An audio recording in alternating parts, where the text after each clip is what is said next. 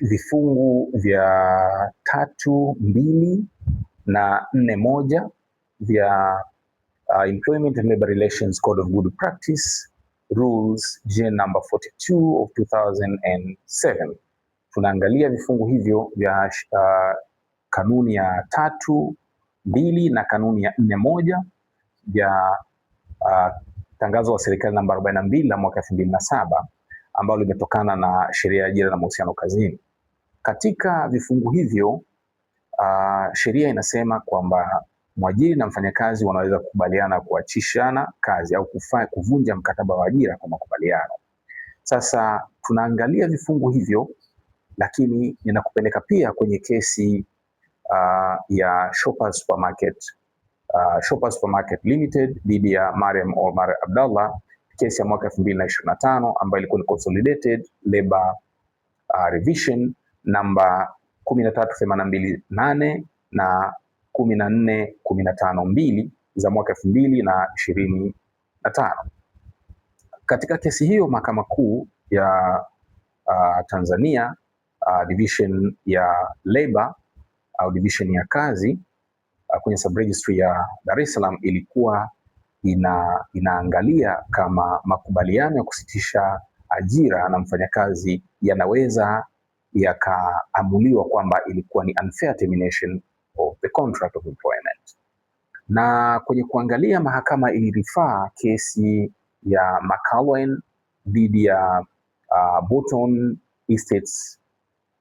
kesi ya mwaka 1973 volume 2 All England Law Report ukurasa wa 299. Katika kesi hiyo ya Uingereza All England Law Report, mahakama iliamua kwamba pale ambapo kuachishwa, yaani makubaliano ya kuvunja mkataba wa ajira yanakuwa yameanzishwa na mwajiri, lazima mahakama iangalie free consent au ridhaa ya yule mfanyakazi kama kweli aliridhia. Kwa sababu tofauti tuna kusaini, lazima mahakama iangalie yale matukio yaliyotokea kabla ya kupelekea mfanyakazi kusaini makubaliano hayo ya kusitisha mkataba wa ajira. Sasa waajiri wengi wamekuwa wakikimbilia kuachisha wafanyakazi kwa makubaliano, na wakiona kwamba hiyo pengine inaweza ikafanyika na mtu hata kama sio profession, na hakuna sababu ya kumwalika mtu professional labda kuingia hizo costs za kutaka mtu kudraft ile agreement au kushauri. Kwa mwajiri anaamua tu kufanya shortcut, anamuita mfanyakazi aliyefanya utovu wa nidhamu, anaingia makubaliano naye ya kumwachisha kazi, mfanyakazi anasaini and that's all, na mwajiri anafikiri kwamba hiyo inakuwa imemaliza matatizo. Lakini ukweli ni kwamba hiyo inakuwa haijamaliza matatizo, kwa sababu kwenye kesi hii sasa ya Shoppers Supermarket dhidi ya Mariam Omar Abdallah, mahakama iliamua kwamba kwa kuwa kulikuwa kuna matukio yaliyotokea kabla ya mfanyakazi kuna matukio yaliyotokea kabla ya kusaini makubaliano kusitisha mkataba wa ajira, basi lazima mahakama iangalie yale matukio, alafu iangalie kama mfanyakazi kweli aliridhia mkataba huo wa kusitisha ajira. Na mahakama iliangalia na kugundua kwamba mfanyakazi alikuwa ametoweka kazini tangu tarehe 20 mwezi wa 5 mwaka 2024 na akaonekana tena kazini tarehe 29 mwezi wa 6 mwaka 2024, ambapo baada ya kuonekana kazini mwajiri alimuita mfanyakazi ofisini na wakafanya mazungumzo, na mazungumzo yale ndio yakapelekea kukubaliana au kusaini makubaliano ya kuvunja mkataba wa ajira.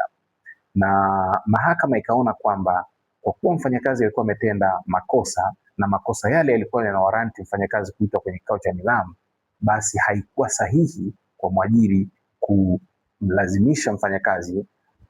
kusaini makubaliano ya kuvunja ile ajira yao. Na tumia maneno kumlazimisha kwa maana kwamba mahakama iliona hakukuwa kuna free consent, bali ile consent ilikuwa triggered na yale matukio yaliyotokea hapo kabla. Sasa ushauri wangu tu, ukiangalia licha ile kesi ya McAlwain, ukiangalia kesi ya McAlwain, lakini pia vile vile kesi ile ya McAlwain, ukija kuangalia kifungu cha 10 cha sheria ya mikataba ya Tanzania sura ya 345 marejeo ya mwaka 2023, unakuja kugundua kwamba kwenye kifungu hicho cha sheria pia kinasema makubaliano yote yale yanaweza yakahesabika kuwa ni mkataba regardless of whether yameandikwa au hajaandikwa, lakini makubaliano yote yanachukuliwa kuwa ni mkataba ikiwa yamekidhi vitu vifuatavyo. Moja ya vitu hivyo imetajwa ridhaa ya pande zote mbili. Kwa hiyo kwa kukosekana ridhaa ya upande mmoja na upande mmoja ukasign tu kwa sababu uko inferior, pale mahakama inaweza ikaona kwamba ile termination ilikuwa ni unfair na wewe mwajiri ukachukuliwa hatua. Sasa ushauri wangu tu ni kwamba kabla ya kufikia uamuzi wa kutaka kumwachisha mfanyakazi kwa makubaliano,